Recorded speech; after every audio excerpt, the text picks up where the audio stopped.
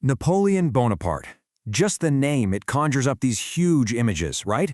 Conquest, smoke-filled battlefields, an entire continent set ablaze. For more than a decade, this one guy was pretty much the engine of all European history. So how on earth did one man manage to remake a whole continent in his own image? Let's get into it. But where do you even start with a story this big? Well, I think Napoleon's greatest rival, the Duke of Wellington, gave us the perfect starting point with this quote. He's saying that a battle is pure chaos. It's confusing. No single person sees the whole picture. All you're left with is a mess of biased stories, propaganda, and foggy memories. Trying to find the one single truth is impossible, and that's exactly where we need to begin. So, that leads us to the big question we're tackling today. Was Napoleon a once-in-a-generation military genius who totally changed the world, or was he the architect of an empire so hungry for war that it was basically designed to self-destruct? Let's explore that tension. To really get a handle on this, we first have to grapple with the massive contradictions at the very heart of Napoleon's rule. This is what we can call the Napoleonic paradox.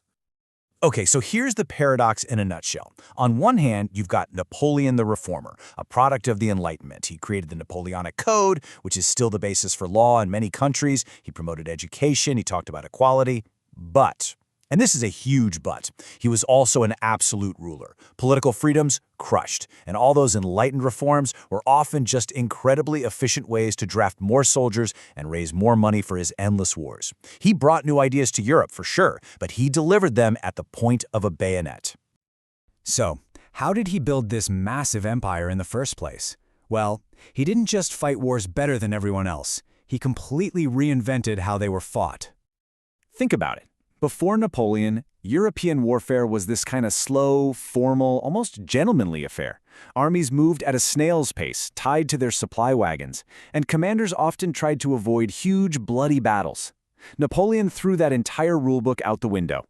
His armies moved with terrifying speed because they lived off the land. And his goal was never just to win. It was to find the enemy army and completely annihilate it. So what was the secret? How did he achieve this speed and decisiveness? It came down to an organizational masterstroke, the Corps d'Armée, or the Army Corps. You can think of each corps as its own miniature all-in-one army, able to march and fight independently for a good while. This one idea changed, well, everything. And here's how it worked in practice. It was a brilliant three-step dance. Step 1, disperse. The different corps would spread out, marching on separate roads. This let them find enough food, and crucially, it completely masked the true direction of the army. Step 2, locate. His cavalry would screen ahead, acting as the army's eyes, and find the enemy's main force. Step 3, concentrate. Once the enemy was found, Napoleon would send out his orders, and all these separate corps would converge on the battlefield like a swarm, hitting the enemy with overwhelming force. It was revolutionary. Okay, but here's the thing. You can't just run around conquering Europe forever without people starting to push back. Napoleon's system was so dominant that it forced his enemies into a brutal choice: adapt or die. His most stubborn enemy, Great Britain, was a special case. Protected by the English Channel, they fought a totally different kind of war. Their Royal Navy was unstoppable, blockading the continent. They waged economic warfare. And maybe most importantly, they funded and supplied a vicious guerrilla war in Spain, a conflict that became known as the Spanish Ulcer, constantly draining Napoleon's men and money. And that war in Spain was just horrific. This quote from a French officer on the ground just says it all. The lines were so blurred that locals couldn't even tell the difference between the French invaders and their own Spanish liberators. It was a war with no front lines, just a constant, brutal drain on the French army. The other great powers, though, had to face Napoleon's war machine head-on. In 1806, the Prussian army, which was famous for its discipline and had this legendary reputation, marched out to meet him. At the twin battles of Jena and Auerstedt, it wasn't just defeated, it was annihilated. An entire military culture was just shattered in a single day. But that absolute humiliation was the ultimate wake-up call. Prussian reformers realized that to beat Napoleon, they had to copy him. They had to modernize their state, professionalize their military, and mobilize their whole society, all with the single goal of one day getting revenge on France. And this brings us right back to our central question. Because, you see, the very system that brought Napoleon all his success, it also contained the seeds of its own destruction. It had a fatal flaw. And there's no better proof of that than the 1812 invasion of Russia. Napoleon put together the largest army Europe had ever seen, over 500,000 men, and marched east. But the vast spaces of Russia swallowed them whole. He took Moscow only to find it abandoned and on fire. The retreat that followed, it's one of the greatest military disasters in all of human history. The number of men who died was staggering. But here's a detail that's often overlooked. The thing that truly broke the Grande Armée wasn't just the loss of soldiers, it was the loss of horses. We're talking scores of thousands of trained cavalry and artillery horses dead. You can't just replace those overnight. This one logistical fact crippled Napoleon's army for the rest of the war.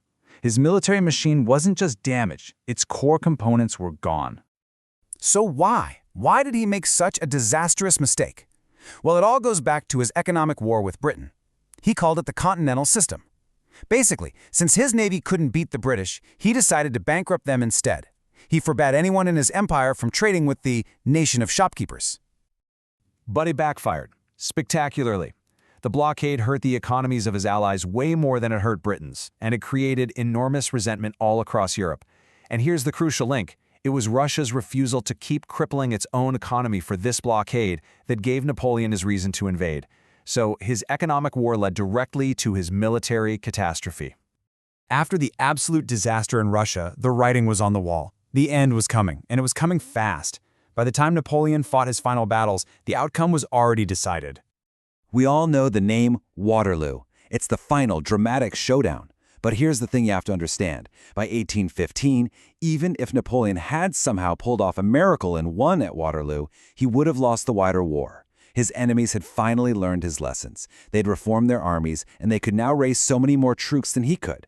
They would have crushed him through sheer weight of numbers.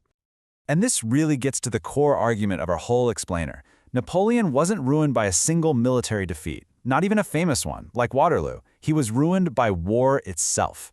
His entire political and military system needed constant, endless conflict just to function, and that, in the long run, was completely unsustainable.